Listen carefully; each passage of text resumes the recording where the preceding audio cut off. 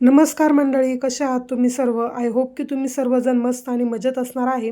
बरं, व्हिडिओ वळण्यापूर्वी ना काही प्रश्नांची उत्तरं देते, ज्या की सतत कमेंट्स मला येत राहतात की तुम्ही व्हिडिओ कोणत्या ॲपमध्ये एडिट करता. तर मी इनशॉट ॲपमध्ये एडिट करते. ते स्क्रीनवरती मी तुम्हाला नाव आणि लोगोसुद्धा देईल आणि त्यानंतर इनशॉट सोडून तुम्ही VN ॲपमध्ये सुद्धा एडिट करू शकता. पण मला ते थोडंसं डिफिकल्ट वाटतं. जर तुम्ही अगदीच प्रायमरी लेवलला असाल, म्हणजे की तुम्हाला स्टार्टिंग करायचं आहे किंवा एडिटिंगसाठी कोणता ॲप एकदम सोपा आहे, तर इनशॉट ॲपमध्ये तुम्ही करू शकता. आणि त्यानंतर बरेच असे कमेंट्स असतात की व्हिडिओ एडिट कसं करतात ते सुद्धा दाखवा. पण मला असं वाटतं की जे काही बेसिक नॉलेज मला आहे ते मी फक्त व्हिडिओ पुरतं, म्हणजे माझं चालू काम होईल एवढंच मी जे काही आहे ते शिकून घेतलेलं आहे.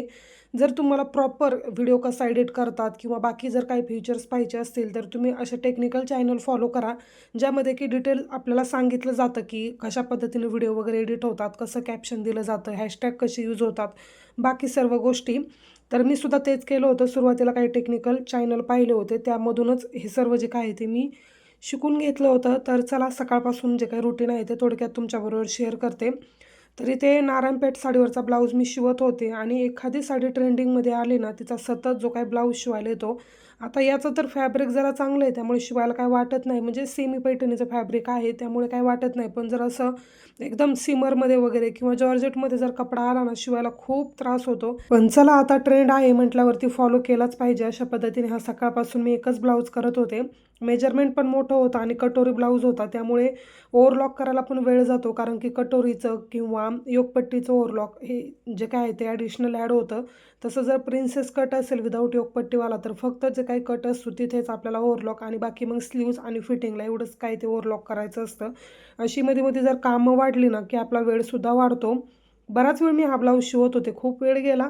कधी कधी होतं कपडा सारखं सारखं तेच पाहिलं तर मग कंटाळा येऊन जातो. एकाच आयडीवरून मला सतत कमेंट येते की तुम्ही शिवणकाम किती वर्ष झालं करताय. तसं तर मी 2015मध्ये क्लास केला होता, म्हणजे आता 10 वर्ष होऊन गेलेत, पण कंटिन्यू नव्हतं केलं, कारण की कॉलेज पण त्यानंतर होतं आणि 10वी 11वी 12वी असं, म्हणजे गॅपमध्ये जसं मला पॉसिबल होईल किंवा जसं मला त्यामध्ये इंटरेस्ट वाढतोय तसं मी शिवणकाम करत होते.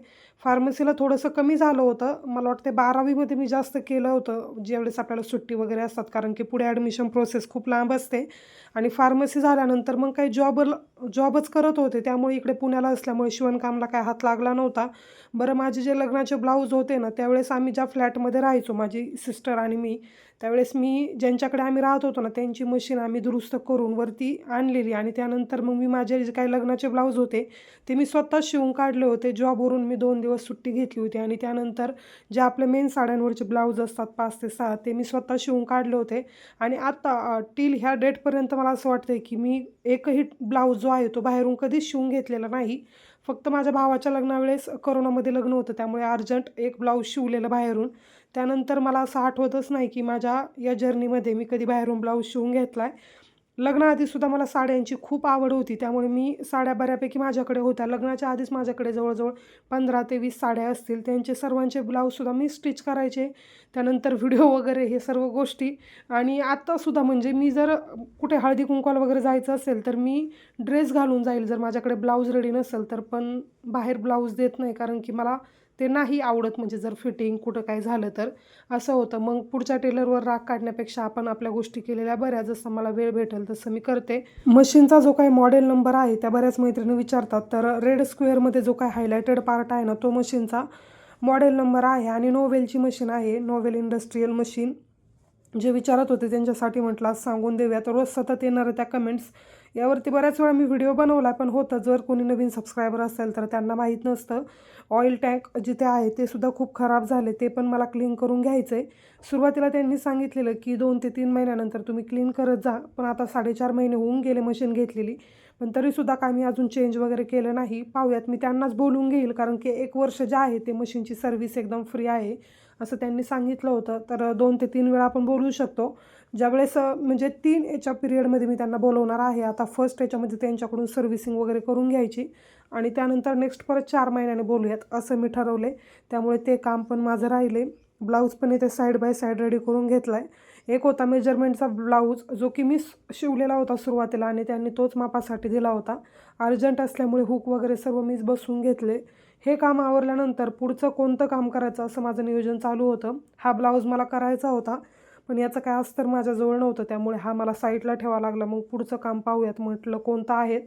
अजून एका क्लायंटचे 7 ते 8 ब्लाऊज आहेत, त्यांचंसुद्धा मला पूर्ण करायचे. त्यांचं मी 2 ते 3 दिवसामध्ये पूर्ण करेल, कारण की ब्लाऊजला व्यवस्थित फिनिशिंग द्यावं लागतं.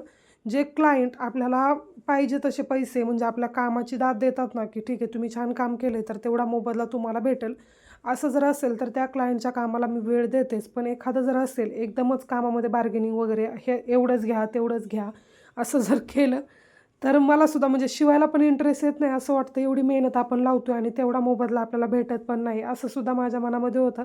त्यामुळे जे आपल्याला व्यवस्थित आपल्या कामाची किंमत देतात ना, त्यांचं कामसुद्धा मी तसंच करून देते. चला पुढचं काम मी घेतलं. इथं कटोरी ब्लाऊज आहे, पण त्यांनी मला इथे 4 टक्स स्टिच करायला सांगितले, त्यामुळे काही जास्त वेळ लागत नाही आणि 4 टक्स ब्लाऊज शिवायला मला खूप जास्त आवडतं आणि फिटिंग पण 4 टक्स ब्लाऊजची खूप छान येते.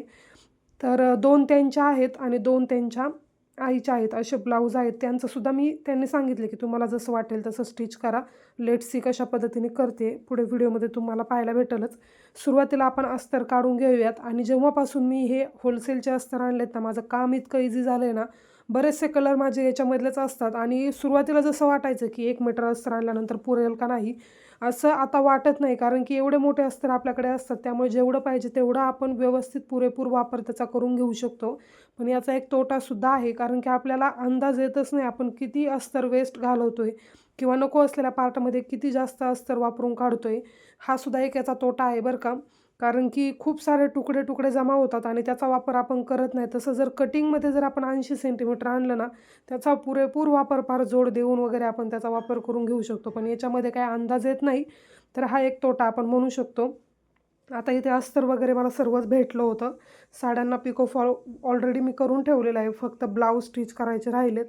आता सर्व अस्तर काढल्यानंतर धागे वगैरे व्यवस्थित काढायचे, त्यानंतर कटिंग करायचं. हे सर्व आटोपल्यानंतर कटिंग वगैरे मला बाहेर जायचं होतं हळदी कुंकवासाठी आणि आज मी पहिल्यांदाच हळदी कुंकवासाठी साडी घालणार होते, नाहीतर मी ड्रेसवरतीच जाते. कारण की तब्येत असल्यामुळे मला ते कम्फर्टेबल पण वाटत नाही साडीमध्ये आणि माझ्याकडे परफेक्ट असे ब्लाऊज पण माझे स्वतःचे स्टिच केलेले नाही आहेत. म्हणजे मी स्टिचच करत नाही, फक्त साड्या घेऊन ठेवल्यात. त्याला कधी मुहूर्त लागतो ब्लाऊजसाठी ते काही मला माहिती नाही, त्यामुळे मी ड्रेसवरतीच जाते. पण म्हटलं चला आज एक थोडासा मिसमॅच असं ब्लाऊज होतं माझ्याकडे आणि साडी पण एकदम सिंपल जॉर्जेटमध्ये, तीच मी घालून जाणार होते. त्यामुळे म्हटलं फक्त कटिंग करून ठेवूयात आणि संध्याकाळी स्टिच करेल.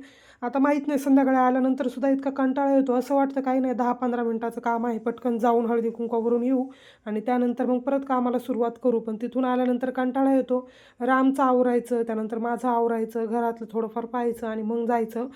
आता इथे माझ्या नाश्त्याची वेळसुद्धा झाली होती. एका बाजूला मी चहा पण ठेवलेला होता. म्हटलं चहा आणि 1-2 बिस्किट घेऊयात आणि त्यानंतर जाऊया. समोरच जायचं होतं, जास्त काय लांब नव्हतं.